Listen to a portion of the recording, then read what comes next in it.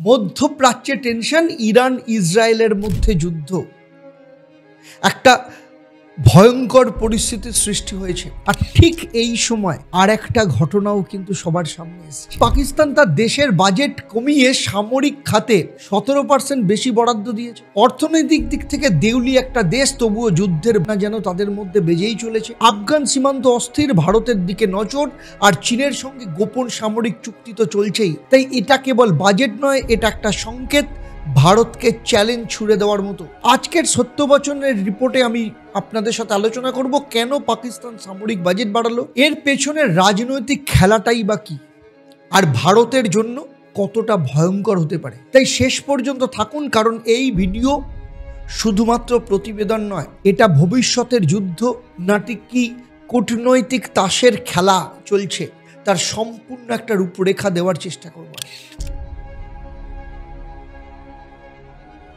প্রথম অধ্যায়ে দেখে নেব যে বাজেট যে বাড়লো কিন্তু কেন। দেখুন, পাকিস্তান সরকার 2025-26 যে ফাইন্যান্সিয়াল ইয়ার, সেখানে প্রতিরক্ষা বাজেট বাড়িয়েছে 2.5 ট্রিলিয়ন রুপিস, যেটা গত বছরের থেকে 17% বেশি, অথচ পুরো দেশের বাজেট 7% কমেছে। সরকার বলছে যে জাতীয় নিরাপত্তা নিশ্চিত করতে হলে এই বাজেট প্রয়োজন, কিন্তু এই ঘোষণার পেছনে লুকিয়ে আছে কিন্তু একটা ভয়াবহ সংকেত, যেটা কেবল ভারতের জন্য না, গোটা উপমহাদেশের ক্ষেত্রে অশনি সংকেত। সেকেন্ড চ্যাপ্টারে আমি আলোচনা করব আভ্যন্তরীণ যে সংকট, তার মধ্যে এই যে সামরিক, এটা কি ঢাল হিসেবে ব্যবহার করছে। দেখুন, পাকিস্তানের অর্থনীতি ধুঁকছে, জিডিপি মাত্র 2% বেড়েছে, মুদ্রাস্ফীতি 30%-এর কাছাকাছি চলে গেছে, আর বৈদেশিক রিজার্ভ এতটাই কমে গেছে যে কয়েক সপ্তাহের মতো আমদানি করার মতো রয়েছে। এমন এক সময় সরকার কেন সামরিক ব্যয়ে জোর দিচ্ছে? কারণ একটাই, রাজনৈতিকভাবে দুর্বল সরকার নিজের অবস্থান টিকিয়ে রাখতে চাইছে সেনাবাহিনীর কাঁধের ওপর ভর করে। পাকিস্তান বরাবরই মিলিটারি সরকারকে ছায়ার মতো নিয়ন্ত্রণ করে এসেছে, এবারও হয়তো তারা সেই পথে হাঁটছে। চ্যাপ্টার 3 দেখে নেব এই বাজেটের মানে কি, কি পাল্টাবে এই বাজেটের ফলে। বাজেট বাড়ায় পাকিস্তান এখন আরও বেশি বিমান, ট্যাঙ্ক, ক্ষেপণাস্ত্র এবং নজরদারির যে সরঞ্জাম সেগুলো কিনতে পারবে। সব থেকে বড় লাভবান হবে কিন্তু চীন, কারণ অস্ত্রের 70%-এর বেশি আসে চীনের হাত ধরে। বাজেটের টাকা যাবে JF-17, J-10C যুদ্ধ বিমানকে আপগ্রেড করতে, HQ-9 মিসাইল সিস্টেমের আধুনিকীকরণে, কাশ্মীর সীমান্তে নজরদারি বাড়াতে ড্রোন এবং স্যাটেলাইট পেছনে যাবে।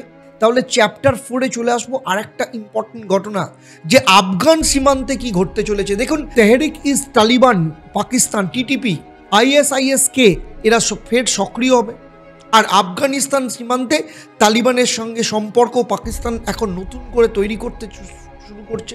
এই বাজেটের ফলে সীমান্ত আরও সেনা মোতায়েন হবে, কিন্তু TTP হামলা কি ঠেকানো যাবে? আফগানিস্তান সীমান্ত থেকে জঙ্গি ঢুকবে না তো? ভারত বিরোধী সন্ত্রাসী প্রশিক্ষণ শিবিরগুলো বন্ধ হবে, নাকি তারা আরও উৎসাহ পাবে? এখন বাস্তব চিত্র হলো যে এই সামরিক শক্তি বাড়ানো মানেই কিন্তু নিরাপত্তা নিশ্চিত নয়, বরং সেটা জঙ্গিদেরও সুযোগ দিতে পারে, বিশেষ করে যদি আভ্যন্তরীণ গোয়েন্দা ব্যবস্থায় দুর্বলতা থাকে। নাম্বার 5 আলোচনা করব ভারতের উপর কত বড় হুমকি আসতে পারে। দেখুন, বাজেট পাকিস্তান বাড়ানোর খবর আসতেই ভারতের প্রতিরক্ষা বিশ্লেষক মহলে কিন্তু আলোড়ন সৃষ্টি হয়েছে। সীমান্তে সম্প্রতি পাক ভারত সংঘর্ষে ভারতীয় বিমান ঘাঁটিকে টার্গেট করা হয়েছিল। অপারেশন সিন্দুরের পর কিন্তু পাকিস্তান পাল্টা হামলা চালিয়েছে। এখন বাজেট বাড়িয়ে পাকিস্তান সেই সংঘর্ষেরই কিন্তু প্রস্তুতি নিচ্ছে। ভারতের জন্য এর মানে হচ্ছে নাম্বার 1, LOC-তে সেনা মোতায়েন বাড়বে। নাম্বার 2, ডিফেন্স ইন্টেলিজেন্সিকে আরও শক্ত করতে হবে। নাম্বার 3, যুদ্ধ না হোক, স্নায়ু যুদ্ধ কিন্তু একদম নিশ্চিত। চ্যাপ্টার 6-এ আলোচনা করব পাকিস্তান কি আবার সন্ত্রাসের পেছনে অর্থ ঢালবে। দেখুন, এটা শুধু প্রতিরক্ষা বাজেট নয়, এর প্রভাব পড়বে কিন্তু সন্ত্রাসবাদের ওপরেও। অতীতেও বহুবার দেখা গেছে যে পাকিস্তান জঙ্গি সংগঠনগুলোকে স্ট্র্যাটেজিক অ্যাসেট হিসেবে ব্যবহার করে। তাহলে এখন প্রশ্ন হলো, এই বাজেট বাড়িয়ে কি তারা জঙ্গি গোষ্ঠীগুলোকে ব্যাক করবে? ভারতে আবার কি হামলা হতে পারে, বিশেষ করে পাঞ্জাব, জম্মু বা দিল্লিতে? পাকিস্তান কি আন্তর্জাতিক চাপ উপেক্ষা করে ফের সীমান্ত পারে অনুপ্রবেশ ঘটাবে। নাম্বার 7 চ্যাপ্টারে দেখব যে বিশ্ব কি ভাবছে। আর IMF, দেখুন IMF ও ওয়ার্ল্ড ব্যাংকের চোখ এখন পাকিস্তানের ওপর। পাকিস্তান মাত্রই $1 বিলিয়ন ঋণ পেয়েছে, কিন্তু সামরিক খাতে এমন ব্যয় IMF এর শর্ত কিন্তু লঙ্ঘন হতে পারে। যদি পাকিস্তান অর্থনীতিকে জিম্মে রেখে যুদ্ধ খেলায় নামে, তাহলে আন্তর্জাতিক সাহায্য কিন্তু বন্ধ হতে পারে। আর আমেরিকা ও ইউরোপের দেশগুলো কিন্তু এখন চুপচাপ থাকলেও ভেতরে ভেতরে পাকিস্তানের উপর কিন্তু নজর রাখছে। নাম্বার 8, এই ক্ষেত্রে ভারতের প্রতিক্রিয়া কী হওয়া উচিত? ভারতের সামনে দেখুন 3টে করণীয় রয়েছে। 1, সতর্কতা, সীমান্তে সেনা মোতায়েন জোরদার করা। নাম্বার 2, প্রতিরক্ষাকে আপগ্রেড করা, আত্মনির্ভর ভারতীয় ডিফেন্স সেক্টরে পুনরায় ইনভেস্টমেন্ট বাড়ানো। নাম্বার 3, কূটনৈতিক প্রেশার, পাকিস্তানের উপর আন্তর্জাতিক স্তরে চাপ তৈরি করা। তাই এখন যে সময়, সেটা শুধু কথায় নয়, কঠিন কঠিন কথা বলা নয়, কঠোর পদক্ষেপ নেওয়ার সময়। তাই যুদ্ধ নাকি অর্থনীতি? পাকিস্তান একদিকে অর্থনৈতিক দেউলিয়ার দশার মুখে, অন্যদিকে যুদ্ধ প্রস্তুতিতে ব্যস্ত।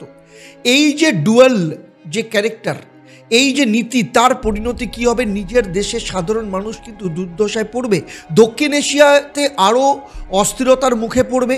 ভারতের উচিত নিজের স্বার্থে বিষয়ে সচেতন থাকা এবং পাকিস্তানের প্রতিটি পদক্ষেপকে নজর রেখে জবাব দেওয়ার মতো প্রস্তুত থাকা। পাকিস্তানের বাজেট এখন যুদ্ধের বাজেট। অর্থনীতিকে কোণঠাসা করে সাধারণ মানুষের পেট খালি রেখে তারা অস্ত্র কিনছে, যুদ্ধের প্রস্তুতি নিচ্ছে। ভারতের কাছে এই মুহূর্তে একটাই বিকল্প, সতর্কতা এবং প্রস্তুতি। আর আপনি যদি মনে করেন যে এই বিষয়টি শুধু সীমান্তের নয়, আমাদের সবার ভবিষ্যতের নিরাপত্তার সাথে জড়িত, তাহলে ভিডিওটাতে আপনি কমেন্ট করুন, আপনার মতামত জানান, সেই সাথে ভিডিওটাকে শেয়ার করুন, সাবস্ক্রাইব করুন সত্যবচন চ্যানেলকে, আর কমেন্ট করে জানান সেই সাথে আপনার মতে ভারতের কি পদক্ষেপ নেওয়া উচিত। সত্যকে বলুন মুখ খুলে, আর আমরাও তুলে আনবো আরও তথ্যভিত্তিক প্রতিবেদন এই সত্যবচনের মাধ্যমে। চলুন তাহলে দেখা হবে আগামী ভিডিওতে ভবিষ্যতের আরও কোনো গোপন অধ্যায় নিয়ে। ভালো থাকবেন, নমস্কার।